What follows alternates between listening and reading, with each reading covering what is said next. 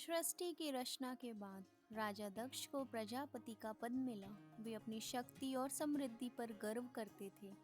उन्होंने ब्रह्मा जी की कठोर तपस्या की और उनसे यह वरदान मांगा कि उन्हें एक ऐसी पुत्री प्राप्त हो जो स्वयं देवी शक्ति का अवतार हो और जिससे संसार का कल्याण हो।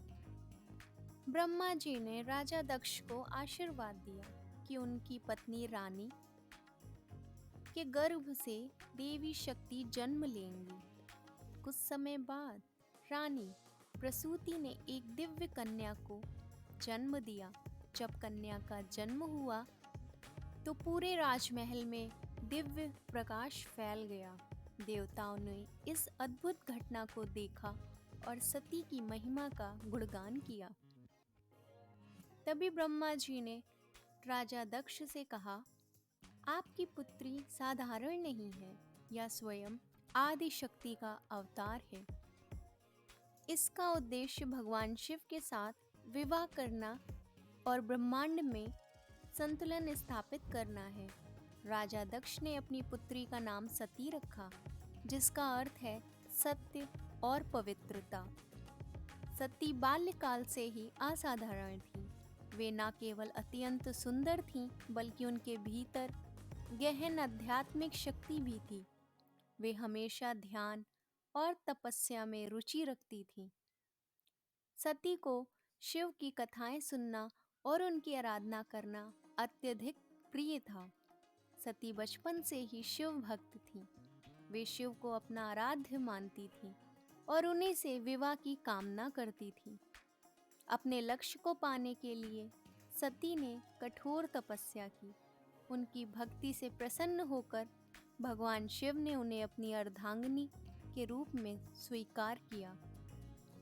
शिव और सती का विवाह धूमधाम से हुआ। सती के पिता राजा दक्ष शिव को नापसंद करते थे। उन्होंने एक भव्य यज्ञ का आयोजन किया, लेकिन भगवान शिव को आमंत्रित नहीं किया। सती इस अपमान से आहत हुई और शिव की अनुमति के बिना यज्ञ में पहुंच गई। वहां राजा दक्ष ने भगवान शिव का घोर अपमान किया। यह देखकर सती अपने पिता से बोली, आपने मेरे स्वामी का अपमान करके न केवल उन्हें बल्कि मुझे भी अपमानित किया है।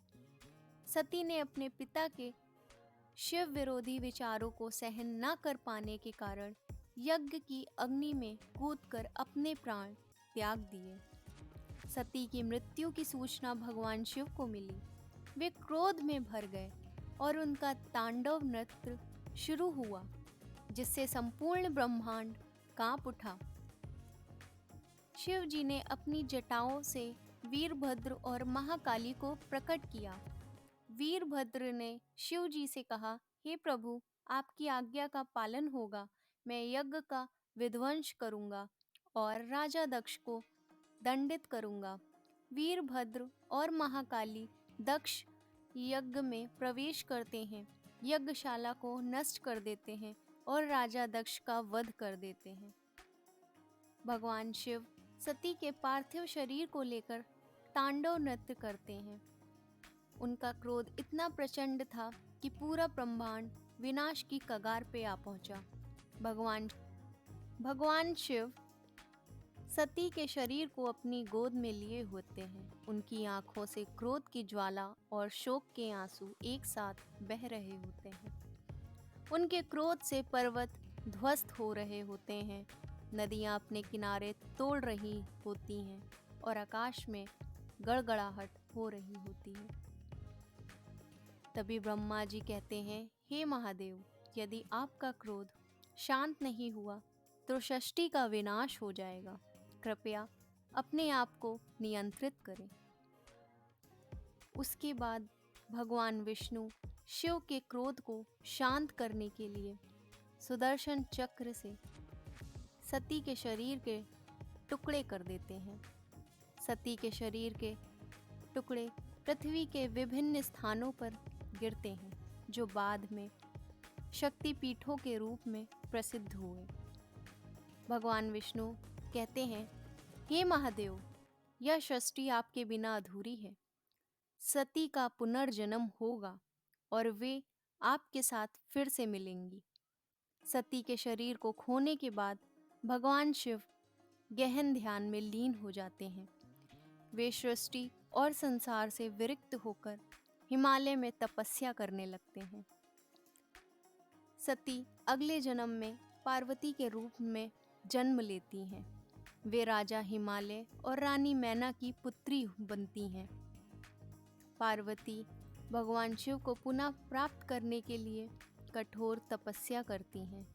उनकी भक्ति और तपस्या से प्रसन्न होकर भगवान शिव उन्हें स्वीकार करते हैं और उनका विवाह पुनः संपन्न हो जाता है। यह कहानी यह दर्शाती है कि सच्चा प्रेम और भक्ति हर बाधा को पार कर सकते हैं। माता सती और भगवान शिव की कथा आज भी प्रेम और त्याग का अनुपम उदाहरण मानी जाती है। अगर आपको हमारा वीडियो पसंद आया हो तो कृपया चैनल को सब्सक्राइब करें, वीडियो को लाइक और शेयर करना ना भूलें। राधे राधे।